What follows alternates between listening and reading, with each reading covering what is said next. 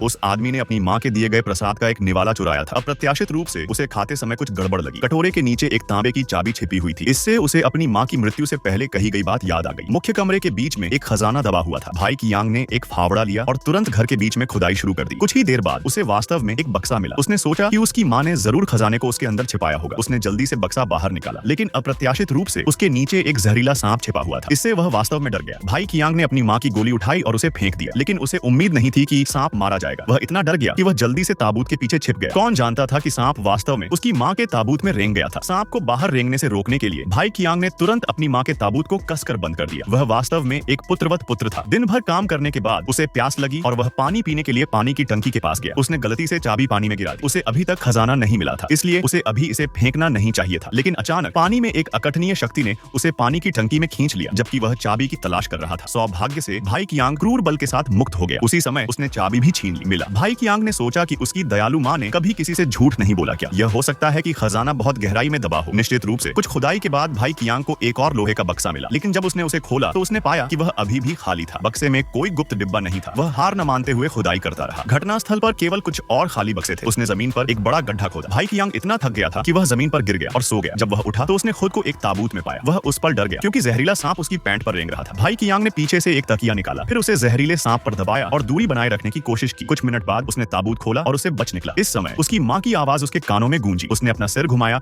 और अपनी मृत माँ को देखा। वह वहाँ पीले कागज जला रही थी और रो रही थी। भाई कियांग जोर से चिल्लाया, लेकिन वह यह नहीं सुना। भ्रमित होकर वह अपनी माँ की मदद करना चाहता था, लेकिन उसका हाथ उसके शरीर से होकर गुजर गया। भाई कियांग ने आश्चर्य से फोटो को देखा। ऊपर